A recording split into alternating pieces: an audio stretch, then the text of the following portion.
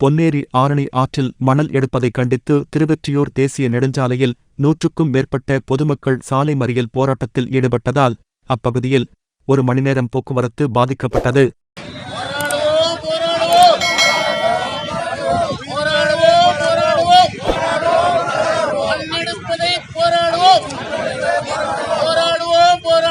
முதல்வர்கள் இயற்கை வளத்தை பாதுகாக்க வேண்டும், பேணிகாக்க என்று சிறப்பாக செயல்படுத்திக் கொண்டு வந்திருக்கின்றார்.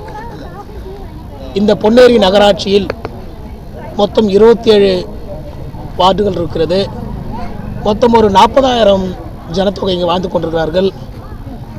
இன்று இந்த 23வது வார்டு, 24, 25 இந்த மன்றத்தை ஒட்டியிருக்கின்ற ஆற்று பகுதியில் தனியாருக்கு சொந்தமான ஒரு நிலத்தில் அத்துமீறி கோரை நடைபெற்று வருவதால் அரசிற்கு நாங்கள் எந்த இடங்களும் தெரிவிக்கவில்லை. அரசை நிச்சயமாக நாங்கள் மதிக்கின்றோம்.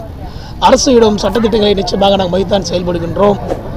அந்த தனியார் நிலத்தில் எடுக்கும் அந்த மணலால் இந்த பகுதியில் இருக்கின்ற சுமார் 15,000 பேர் பாதிப்பு அடைவார்கள்.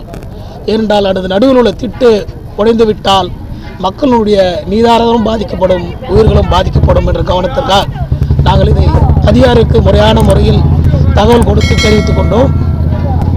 இது சம்பந்தமாக என்ன அதிகாரிகளும் இந்த மணல் எடுப்பதால் இந்த பகுதி மக்களுக்கு எந்த பாதிப்பும் ஏற்படாது, நாங்கள் உத்தரவாதம் அளிக்கிறோம் என்று இதுவரை எந்த அதிகாரியும் எங்களுக்கு உத்தரவாதம் அளிக்கவில்லை. இந்த மண் எடுப்பதால் அது சுற்றி இந்த மணல் ஒட்டி பகுதியில் எங்களுக்கு ஒரு கரை ஏற்படுத்தி தர வேண்டும், ஒரு காங்கிரீட் கரை ஏற்படுத்தி தர வேண்டும்.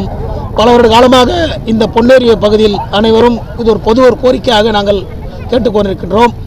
இந்த மணல் எடுப்பதால் எங்களுடைய கரை நிச்சயமாக உடையக்கூடிய வாய்ப்பு இருப்பதால் சம்பந்தப்பட்ட அதிகாரிகள் துரிய நடவடிக்கை எடுத்து இந்த மக்களின் வாழ்வாதாரத்தையும் நீராகத்தை காப்பாற்ற வேண்டும் என்று கேட்டுக்கொள்கின்றேன்.